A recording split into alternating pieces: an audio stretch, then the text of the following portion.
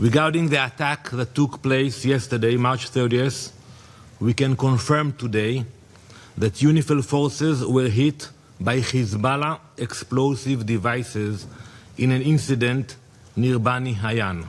We cannot accept these killings of peacekeepers. This is a grave loss to Indonesia. This is also a grave loss to all of us. Indonesia condemns in the strongest terms these heinous attacks against those peacekeepers serving with the UNIFIL on the 29th and 30th of March 2026. We demand that the perpetrators must be held legally accountable. Immunity must not become the standard, and attacks against peacekeepers must not be repeated nor tolerated. Perang Iran versus Amerika Serikat Israel juga melibatkan kekuatan proksi seperti Hizbullah dan dampaknya kini dirasakan langsung oleh Indonesia dengan gugurnya 3 prajurit TNI dalam misi UNIFIL di Lebanon usai serangan Israel. Tapi masih membahasnya bersama Kepala Lab 45 Jelaswari Pramodawardhani dan ekonom senior Indef Afiliani. Bu Dani, kita dalam kondisi duka yang mendalam. Bagaimana tidak ada 3 prajurit TNI dalam misi perdamaian gugur. Tadi kita sudah lihat tayangannya, Indonesia mengecam di forum PBB. Sebelumnya Menlu juga sudah menyampaikan. Tapi mengecam saja, mendorong investigasi tentu tidak cukup. Karena ini melanggar hukum humaniter internasional. Apa yang bisa dilakukan oleh Indonesia? Langkah tegas apa yang bisa kita lakukan? Ya, dalam beberapa hari ini merespons kejadian 3 TNI kita yang gugur. Itu baik DPR, misalkan kita sebut saja Pak Doli Kurnia dari Golkar misalnya, terus kemudian ada kawan-kawan dari MPR juga, sebetulnya sudah bereaksi keras terhadap ini. Bahkan Menteri Sugiono juga sudah menyatakan dengan jelas kecaman itu berupa bagaimana melakukan deeskalasi dan kemudian kita ke meja perundingan. Nah pertanyaannya adalah mekanismenya seperti apa gitu. Karena sejak 9 hari sebelum peristiwa perang itu, ketika kita menandatangani menjadi anggota BOP itu kan sebetulnya secara tidak sadar kita sudah menjerat diri kita untuk tidak memikirkan bahwa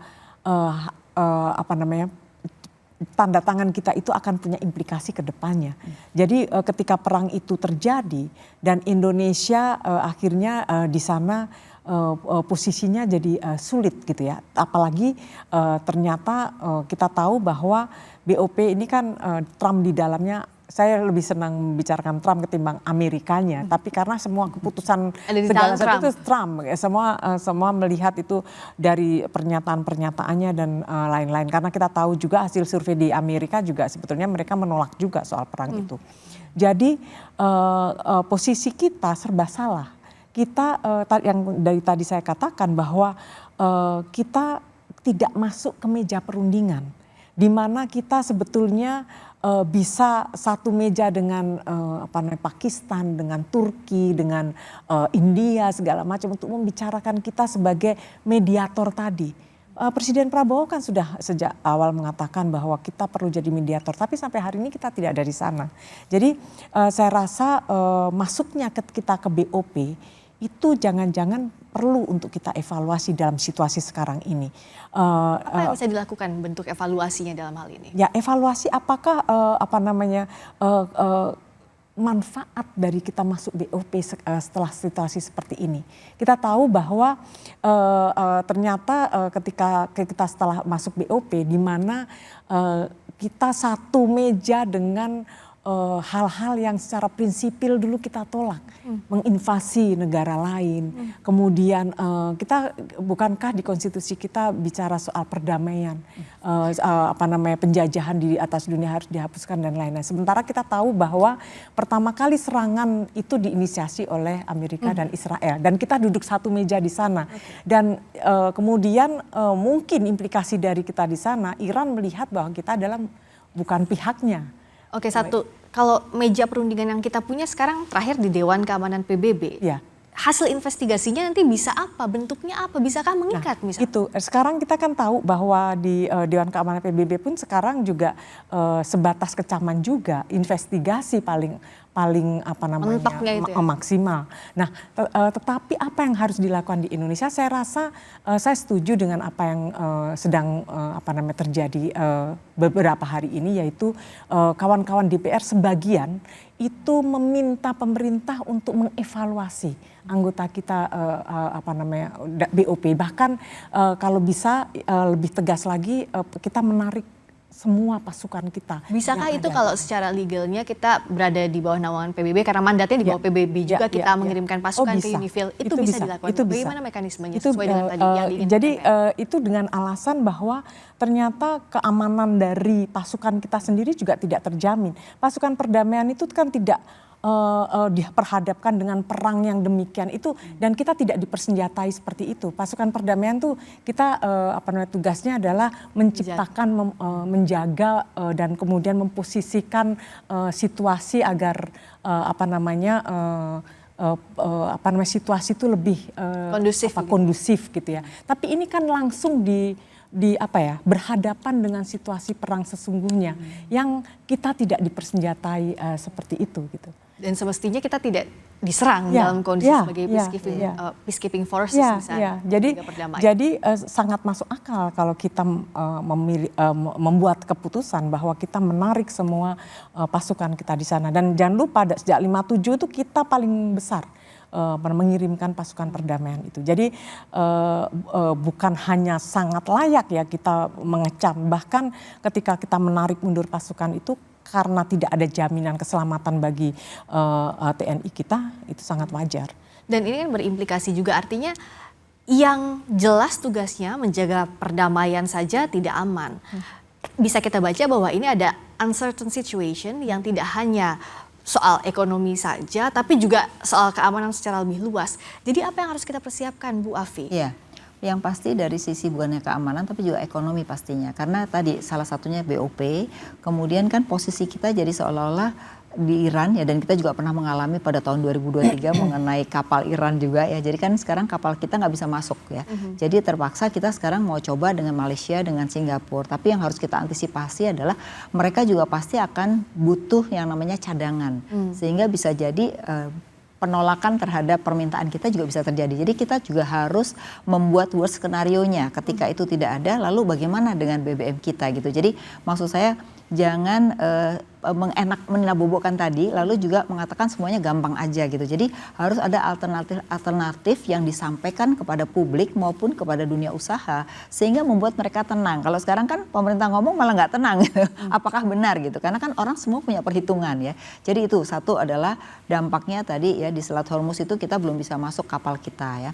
Nah yang kedua adalah tadi bahwa pengusaha-pengusaha sekarang juga sudah mulai resah dengan gimana nih nanti faktor input. Jadi ini adalah saatnya sebenarnya bagaimana pemerintah mulai menyiapkan kebijakan terhadap substitusi impor misalnya. Jadi pengusaha ini mulai merubah strategi daripada menunggu impor tapi mulai kebijakan yang lain. Nah ini saya rasa ini suatu momentum bagus yang harus dimanfaatkan oleh pemerintah. Jadi kita harusnya fokus pada domestik menurut saya. Jadi nah sekarang ini kan lebih banyak dari BBM aja gitu, tapi domestiknya apa nih kebijakan itu belum ada. Tadi bicara soal Hormuz, kita bedah satu-satu. Hormuz ini kan jadi perbincangan di awal. Saat negara lain ditanya berapa cadangan BBM-nya, kita punya cadangan energinya 21 hari ya. Nah, yang kita harus pahami ini kan buffer sebenarnya ya. Jadi ibaratnya tabungan kita punya 21 hari ini kalau kenapa-napa. Kalau Selat Hormuz ini 20% dari perdagangan minyak energi, apa yang bisa kita lakukan sebenarnya? Worst scenario yang kita harus siapkan itu apa? Sekarang ini pemerintah kan mencoba dengan B50 kan. Tapi seberapa jauh sebenarnya B50 ini juga ada dilema. Karena begitu B50 ekspor kita CPO juga turun kan. Nah berarti nanti akan ada cadangan devisa kita yang berkurang. Nah di satu sisi apakah kita siap dengan B50? Dan berapa banyak gitu ya. Walaupun pemerintah mengatakan kita bisa dengan B50. Tapi kan orang masih bertanya-tanya, orang kita apa namanya ininya aja untuk penampungnya aja kita belum banyak, makanya kenapa kita cuma 20 hari karena kita nggak punya drum-drum penampung yang dimana semua negara itu buat yang banyak. Nah kita baru mau buat nih, nah baru mau buat kan berapa lama gitu ya.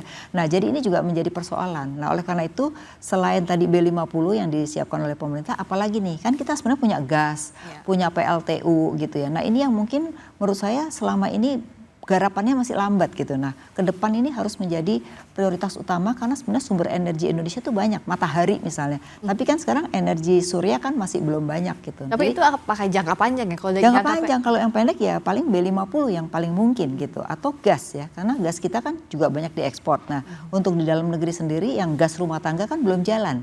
Nah, jadi memang kelihatannya untuk jangka pendek ini nggak bisa berbuat banyak ya, selain memang masih tergantung BBM itu sendiri. Nah, makanya sekarang harus ada negosiasi-negosiasi, tidak hanya mengandalkan misalnya Malaysia dan Singapura, tapi juga berbagai hal. Karena ini yang sangat urgent buat Indonesia gitu. Nah, negosiasi ini bagaimana untuk mengusahakannya, Bu Dani? Karena bicara soal ketahanan energi, ini akan langsung berdampak untuk rumah-rumah tiap kepala keluarga yang ada. Ya, begini, sampai hari ini kita melihat bahwa mediator yang dimaksudkan oleh Pak Prabowo itu kan ternyata dilakukan oleh Pakistan, Turki, India untuk sebagai untuk peran memediasi konflik ini. Bagaimana dengan Indonesia? Saya rasa sampai hari ini kita belum tahu apa yang terjadi di sini. Tetapi saya rasa hasil survei yang hari ini dirilis tentang legitimasi publik terhadap perang Iran-Israel dan Amerika ini, di mana surveinya ini dilakukan oleh indikator politik, Saiful Mujani dan LSI, ini menunjukkan bahwa 80,3% rakyat Indonesia dari 1.000 sekian responden itu mengatakan ketidaksetujuan dengan perang yang terjadi ini karena memiliki implikasi terhadap kehidupan mereka di jangka panjang. Dan yang kedua, yang paling menarik menurut saya adalah 50,3% itu menolak BOP. Jadi masyarakat benar-benar menolak BOP. Menurut saya membaca ini adalah sebagai modal. Modal memang bukan strategi. Karena pada kenyataannya legitimasi publik itu tidak selalu berbanding lurus dengan legitimasi diplomatik internasional. Buktinya kita tidak melihat itu. Padahal saya melihat survei ini semacam legitimasi bahwa suara publik selama ini sebetulnya sudah terkonfirmasi dengan hasil survei hari ini gitu. Bahwa pemerintah saya rasa penting untuk melihat suara publik ini gitu.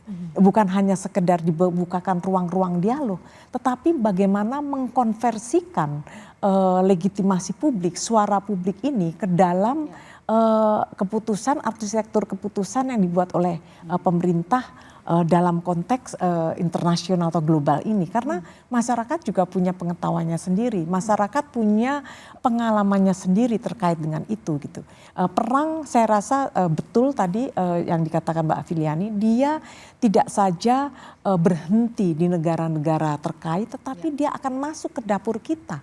Karena jangka panjang ini punya pengaruhnya ke sana. Nah, masalahnya apakah kita setelah melihat seperti ini, tadi banyak sekali kita diusulkan untuk kembali ke meja perundingan. Itu bagaimana mekanismenya? Karena ini kita kan juga tersandra itu loh. Jadi di satu sisi kita masa publik menolak untuk masuk BOP. Sementara kita ada di sana dan kita tidak bisa berbuat banyak tentang implikasi di lapangan gitu. Yang dilakukan di meja perundingan plus juga yang dilakukan kebijakannya untuk menghadapi situasi ini sudahkah tepat atau belum? Misalnya sampai sekarang disampaikan oleh pemerintah BBM nggak akan naik, dipastikan tidak akan naik. Tapi sampai kapan? Dan juga subsidinya akan ditambah rencananya untuk BBM ini. Sampai kapan? Sekuat apa ruang fiskal kita untuk ini?